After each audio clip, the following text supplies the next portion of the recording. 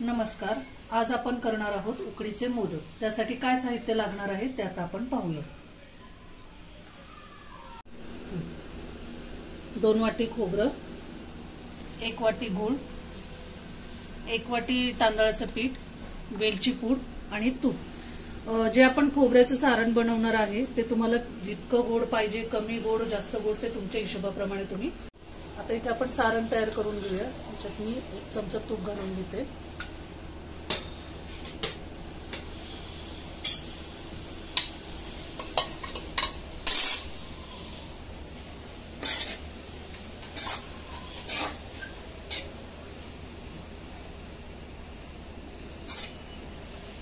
मध्ये आपण गूळ घालून घेऊया।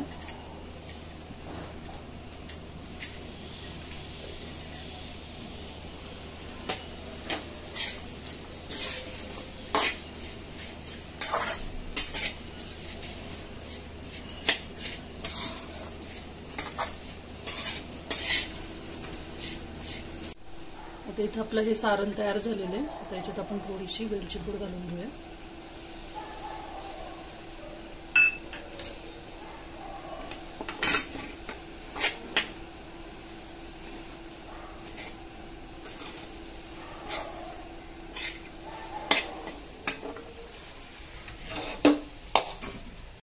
आता इथे मी पातेलं गरम करायला ठेवलंय। ज्या वाटीने मी तांदळाचं पीठ घेतलं होतं त्याच वाटीने मी 1 वाटी पाणी घेते। या पाण्यामध्ये आपण थोडंसं साजूक तूप घालूया।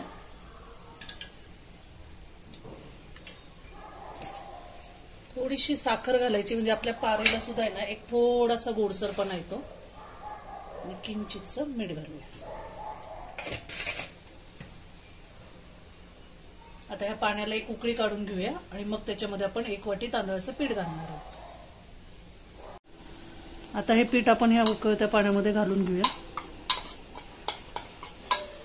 1 वाटी तांदळाच्या पिठाला मी 1 वाटी पाणी घेतलेलं आहे। हे प्रमाण अगदी आपलं बरोबर आहे। तर हे पीठ चांगलं मिक्स करून घ्यायचं आहे आपल्याला।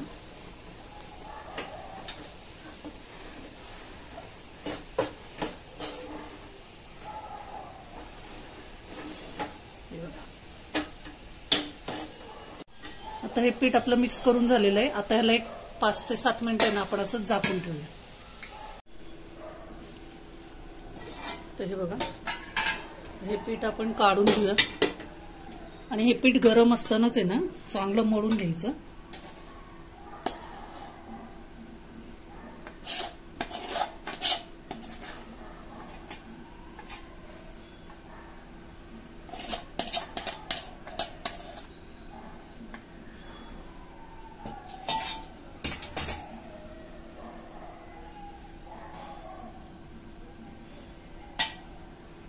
पेल्याच्या किंवा ग्लासच्या साहाय्याने असं चांगलं मिक्स करून घ्यायचं आहे पीठ आपलं।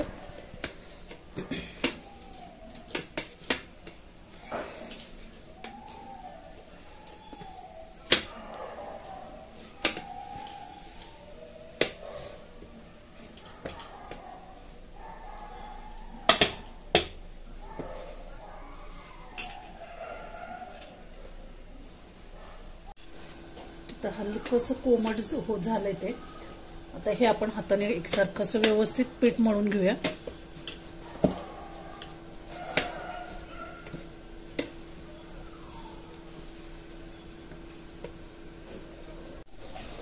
हे बघा, आता हा गोळा आपला मळून झालेला आहे। आता थोडंसं आहे ना साजूक तुपाचा हात घ्यायचा आहे आणि पुन्हा एकसारखं व्यवस्थित मळून घ्यायचं। हे बघा,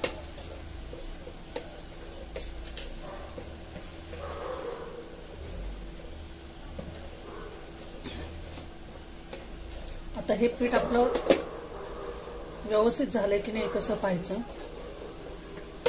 काय करायचं, त्याचं एक छोटेसं आहे ना गोळा घ्यायचा, तो हातावर चांगलं व्यवस्थित करून घ्यायचा। हे बघा, याला कुठेही चिरा पडलेल्या नाहीयेत आणि याची पारी करताना ती व्यवस्थित होती की नाही ते पाहायचं। हे बघा, कुठेही आपली चीर पडलेली नाहीये, पारी पण अगदी व्यवस्थित होते, म्हणजे आपलं उकड जी आहे ती व्यवस्थित झालेली आहे।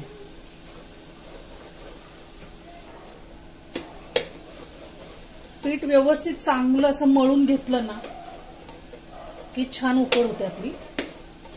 प्रमाण फक्त व्यवस्थित घ्यायचं.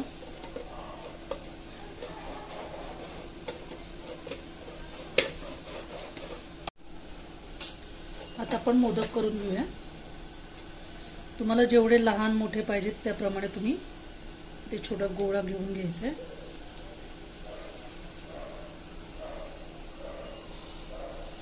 त्याला पाण्याचा किंवा तुपाचा कुठलाही थोडासा हात घ्यायचा म्हणजे पीठ आपलं ते व्यवस्थित पारी त्याची वळली जाते.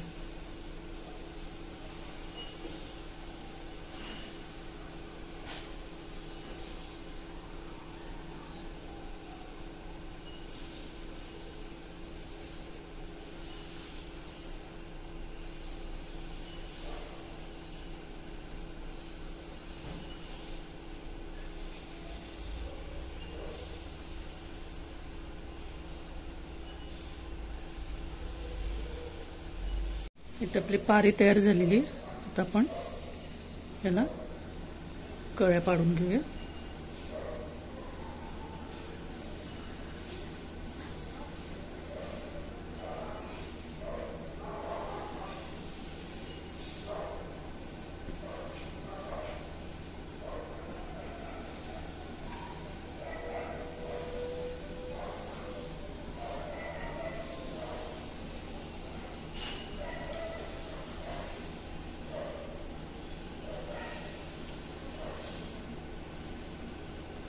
त्यात आपण सारण भरूया.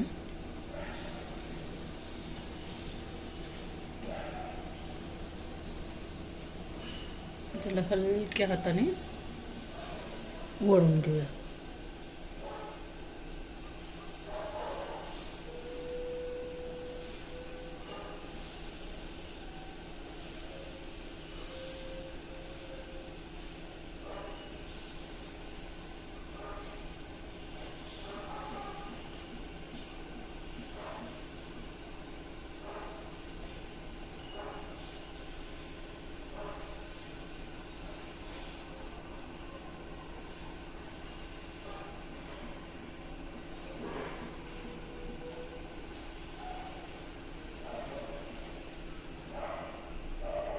आपला आता मोदक तयार झालेला आहे. मी अजून एक तुम्हाला पद्धत दाखवणार आहे. जर तुम्हाला कळ्या पाडायला जमत नसतील तर काय करायचं, हा साचा असतो त्या साच्याला आहे ना आतनं थोडंसं सगळीकडे तूप लावून घ्यायचे.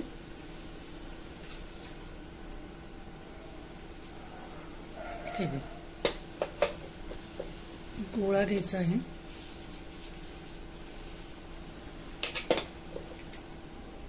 तो व्यवस्थित याच्यामध्ये भरून त्याला व्यवस्थित आकार द्यायचा आहे. जास्तीचं पीठ असतं ते आपण आतमध्ये प्रेस करत जाऊ ना तसं तसं ते बाहेर येतं.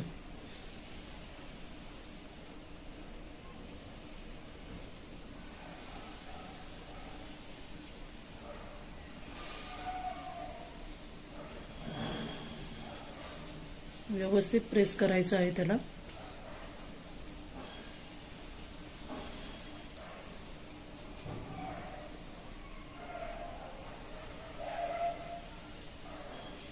हे बघा, आता याच्यात आपण सारण भरून घेऊया.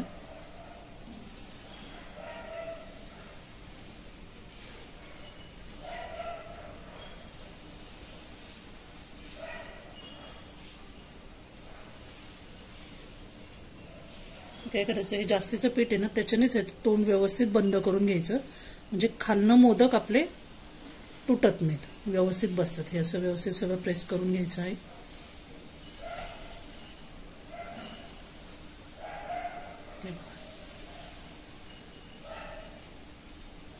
सुंदर असा आपला मोदक तयार झालेला आहे. हे बघा, आहे की नाही खूप सोपी पद्धत. हे बघा, आता या प्रकारे मी तुम्हाला सगळे मोदक करून दाखवते. हे बघा, इथं आता मी तुम्हाला 2 प्रकारे मोदक कसे करायचे ते दाखवले आहेत. आता इथं मी ना गॅसवर पाणी गरम करायला ठेवलंय. एका चाळणीमध्ये मी हळदीची पानं ठेवलेत. तुम्ही केळीचेही पान ठेवू शकता आणि तुमच्याकडे दोन्ही नसतील तर तुम्ही एखादं सुती कापड जरी याच्यावर टाकलं तरी चालेल म्हणजे मोदक खाली चिटकत नाही आपले. आता हे आपण ठेवून घेऊया.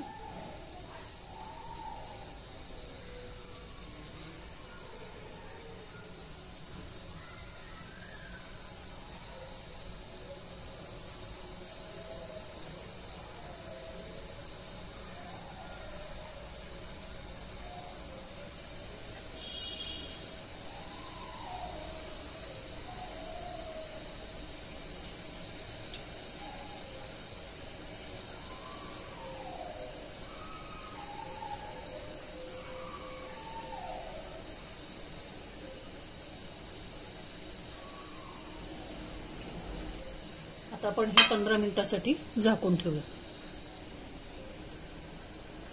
याला 15 मिनिटं वाफ येऊ द्यायची.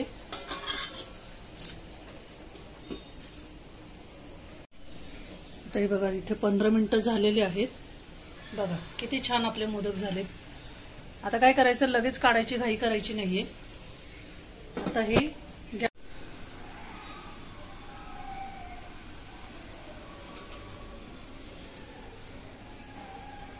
बघा किती सुंदर असे आपले उकडीचे मोदक तयार झालेत. इथे मी तुम्हाला 2 प्रकारे मोदक करून दाखवलेत. एक म्हणजे मोदकाचा साचा वापरून दाखवलाय आणि एक हाताने दाखवलाय.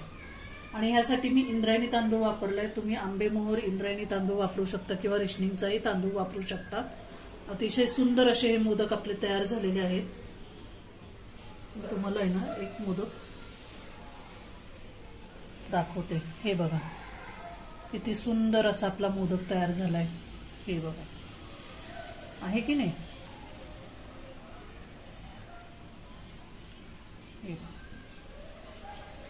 कशी वाटली तुम्हाला माझी रेसिपी मला नक्की कमेंट करून सांगा. रेसिपी आवडल्यास लाईक करा, शेअर करा, कमेंट करा आणि सबस्क्राईब करायला विसरू नका.